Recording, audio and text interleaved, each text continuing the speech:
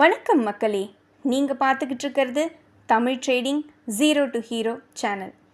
இந்த சேனலில் பங்குச்சந்தையோட புரிதலை பற்றியும் குறுகிய கால மற்றும் நீண்ட கால முதலீட்டு மூலமாக எப்படி லாபம் ஈட்டுறதுங்கிறத பற்றியும் நான் தெரிஞ்சுக்கிட்ட வழிமுறைகளை உங்களோட பகிர்ந்துக்க நான் விரும்புகிறேன். நான் பிரியா.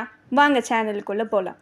பட்டியலிடப்பட்ட நிறுவனங்களில் ஒரு பங்கை வாங்கவும் விற்கவும் அல்லது பொருட்கள் கமோடிட்டிஸ், தங்கம், வெள்ளி, வெங்காயம் இந்த மாதிரி பொருட்களில் வர்த்தகம் பண்ணுறதுக்கும், இல்லை அரசாங்கம் வெளியிடுற கடன் பத்திரங்களில் முதலீடு செய்கிறதுக்கும், இல்லைனா எஃப்என்ஓஸ் கால வரையறைக்குள்ளே நம்ம செய்யப்படுற வர்த்தகம், இது எல்லாத்தையும் செய்யக்கூடிய ஒரு தளம்தான் பங்குச்சந்தை. சரி, இப்போது சேமிப்புக்கும் முதலீட்டுக்கும் இருக்கிற வித்தியாசத்தை பார்க்கலாம். சேமிப்புங்கிறது நம்மக்கிட்ட அதிகமாக இருக்கிற பணத்தை வீட்டிலையோ இல்லது வங்கி கணக்குலையோ இல்லைனா தபால் நிலையங்கள்லையோ நம்ம சேர்த்து வைப்போம்.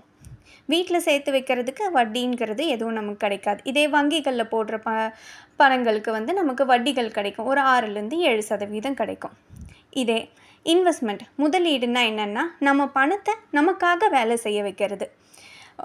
உதாரணத்துக்கு பார்த்திங்கன்னா ரியல் எஸ்டேட், அதாவது நிலங்களில் முதலீடு பண்ணுறது, பங்குச்சந்தை ஷேர் மார்க்கெட், ப்ரெஷியஸ் மெட்டல்ஸ் தங்கம், வெள்ளி இந்த மாதிரி பொருள்களை வாங்கி வைக்கிறது. அடுத்து கமோடிட்டிஸ் பொருட்களில் வர்த்தகம் பண்ணுறது.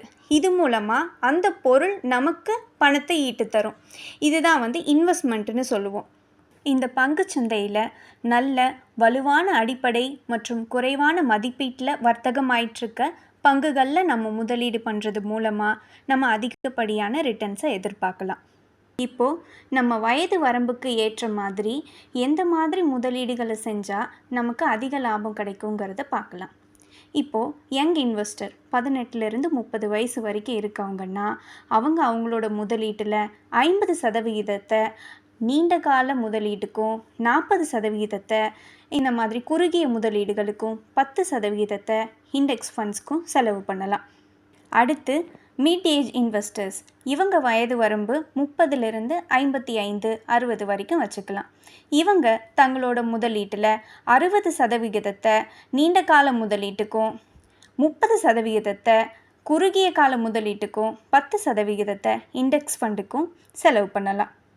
இதுவே ரிட்டையர்மெண்ட் ஏஜில் இருக்கவங்க தங்களோட முதலீட்டில் 50% நீண்ட கால முதலீட்டிலையும், 30% அதிகப்படியான டிவிடெண்ட் தரக்கூடிய பங்குகள் இல்லைனா கவர்மெண்ட் பாண்ட்ஸ், டீபிள்ஸ்லேயும், 20% இண்டெக்ஸ் ஃபண்ட்லேயும் முதலீடு செய்யலாம்.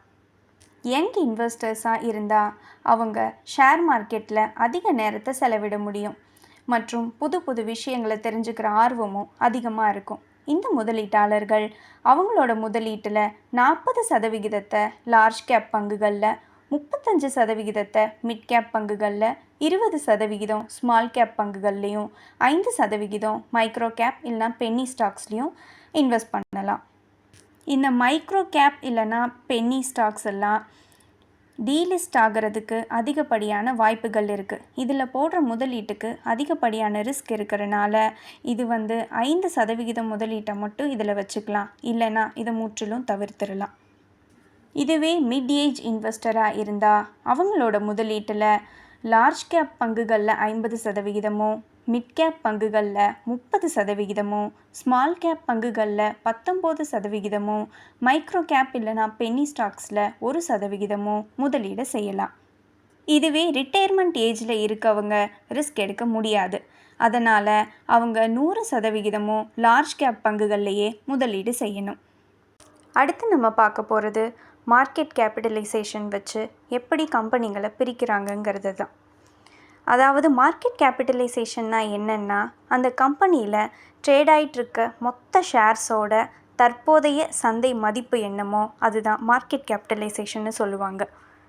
லார்ஜ் கேப் பங்குகள்னால் அதோட மார்க்கெட் கேப் 20,000 கோடியிலிருந்து அதுக்கு மேலே இருக்கும்.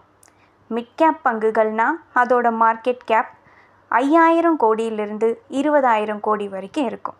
ஸ்மால் கேப்னால் அதோட மார்க்கெட் கேப் 500 கோடியிலிருந்து 5,000 கோடி வரைக்கும் இருக்கும்.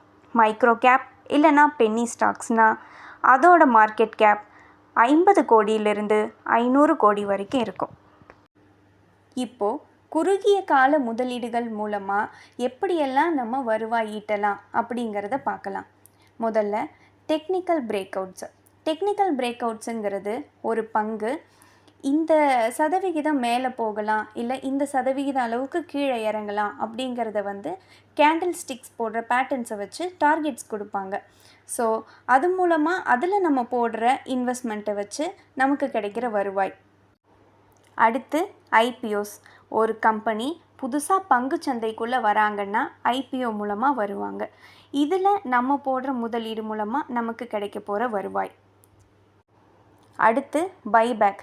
பைபேக்னா என்னென்னா, ஒரு பங்கு தற்போதைய விலையில் ட்ரேட் ஆகிட்டுருக்கிறத விட கொஞ்சம் அதிகமான ப்ரைஸ்க்கு அந்த கம்பெனி நம்மக்கிட்டேருந்து குறிப்பிட்ட பங்குகளை திரும்பி வாங்கிக்குவாங்க. ஸோ இது மூலமாக நமக்கு கிடைக்க போகிற வருவாய். அடுத்து போனஸ்.